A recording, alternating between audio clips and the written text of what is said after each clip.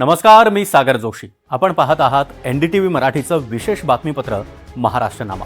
महाराष्ट्र सरकारनं सर्वसामान्यांच्या हितासाठी कोणते निर्णय घेतलेत, कोणत्या योजना राज्यात राबवल्या ज्यामुळे राज्याचा चेहरामोहरा बदलतोय, याची माहिती आम्ही तुम्हाला या बातमीपत्रात देणार आहोत. महात्मा ज्योतिराव फुले शेतकरी कर्जमुक्ती योजनेच्या लाभार्थ्यांसाठी राज्य सरकारनं एक अत्यंत ऐतिहासिक आणि मोठा निर्णय घेतला. या योजनेअंतर्गत पूर्वी असलेली 50,000 रुपयांच्या लाभाची अट आता पूर्णपणे काढून टाकण्यात आली आहे. पात्र शेतकरी बांधवांना आता थेट 2 लाख रुपयांपर्यंत कर्जमाफी दिली जाईल, अशी अधिकृत घोषणा मुख्यमंत्री देवेंद्र फडणवीस यांनी सभागृहात केली आहे. आतापर्यंतच्या योजनांमधली सगळ्यात मोठी योजना ही यावेळची कर्जमाफीची योजना आहे.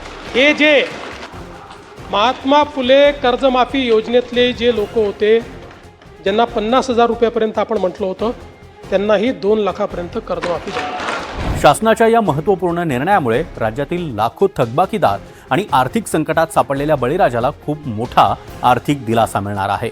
या योजनेची तांत्रिक प्रक्रिया पूर्णपणे पारदर्शक आणि ऑनलाईन पद्धतीने राबवली जात असून सुधारित कर्जमाफीचा हा लाभ थेट पात्र शेतकऱ्यांच्या बँक कर्ज खात्यात जमा होणार आहे. मुंबईतील आयनॉक्स चित्रपटगृहामध्ये मुख्यमंत्री देवेंद्र फडणवीस यांच्या प्रमुख उपस्थितीमध्ये पंढरपूर वारी आणि संतांच्या पाऊलखुणा या विशेष माहितीपटाचा प्रीमियर शो उत्साहात पार पडला. माहिती आणि जनसंपर्क महासंचालनालय आणि वॉर्नर ब्रदर्स डिस्कव्हरी वाहिनी यांच्या संयुक्त विद्यमानं या 22 मिनिटांच्या देखण्या माहितीपटाची निर्मिती करण्यात आली आहे. वारी ही देशातील सर्वात प्राचीन भक्ती परंपरा असून ती महाराष्ट्राचं सांस्कृतिक संचित असल्याचं प्रतिपादन मुख्यमंत्री देवेंद्र फडणवीस यांनी यावेळी केलं. हा माहितीपट मराठी, हिंदी, इंग्रजीसह एकूण 8 भाषांमध्ये डबिंग करण्यात आलाय. डिस्कव्हरीच्या 9 उपग्रह वाहिन्यांवरून त्याचं जागतिक स्तरावर प्रसारण देखील केलं जात आहे. डिजिटल युगातील या महत्त्वपूर्ण दस्तऐवजीकरणामुळे महाराष्ट्राचा अलौकिक वारी सोहळा आणि समतेचा संदेश आता जागतिक स्तरावर पोहोचण्यास मोठी मदत होणार आहे.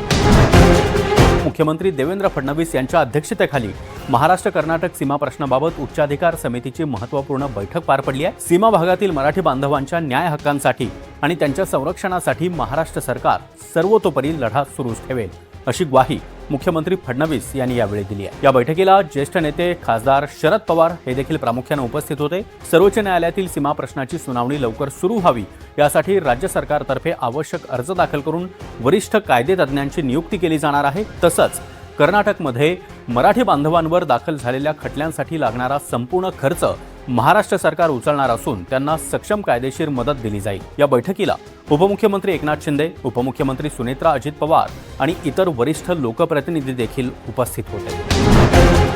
नवी दिल्ली इथं केंद्रीय गृहमंत्री अमित शहा यांच्या अध्यक्षतेखाली आणि केंद्रीय जलशक्ती मंत्री CR पाटील यांच्या प्रमुख उपस्थितीमध्ये नर्मदा प्रकल्पाबाबत 4 राज्यांची उच्चस्तरीय बैठक पार पडली.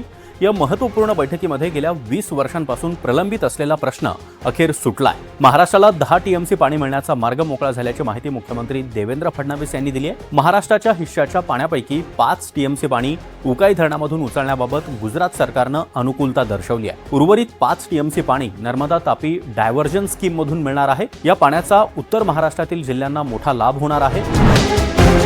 मुंबईतील विधान भवन इथं उपमुख्यमंत्री सुनेत्रा अजित पवार यांच्या अध्यक्षतेखाली नाशिक जिल्ह्यातील सिन्नर MIDCच्या विविध विकास कामांचा आणि प्रलंबित बाबींचा सविस्तर आढावा घेण्यात आला. सिन्नर परिसरामधील औद्योगिक विकासाला गती देण्यासाठी आवश्यक पायाभूत सुविधांची निर्मिती, प्रलंबित कामं तातडीनं पूर्ण करणं आणि विविध शासकीय विभागांमधील समन्वय अधिक मजबूत करण्याबाबत उपमुख्यमंत्री सुनेत्रा पवार यांनी संबंधित वरिष्ठ अधिकाऱ्यांना आवश्यक त्या सूचना दिल्या. प्रशासनानं युद्धपातळीवर तातडीनं कार्यवाही करावी असे स्पष्ट निर्देश त्यांनी यावेळी दिले. मुख्यमंत्री देवेंद्र फडणवीस यांच्या हस्ते नागपूर इथं मुख्यमंत्री तीर्थदर्शन योजनेअंतर्गत आयोजित बोधगया दर्शन रेल्वे यात्रेचा हिरवा झेंडा दाखवून उत्साहात शुभारंभ करण्यात आला. या विशेष यात्रेसाठी निघालेल्या सुमारे 800 ज्येष्ठ यात्रेकरूंना प्रातिनिधिक स्वरूपामध्ये मोफत प्रवास तिकिटांचं वाटप देखील करण्यात आलं.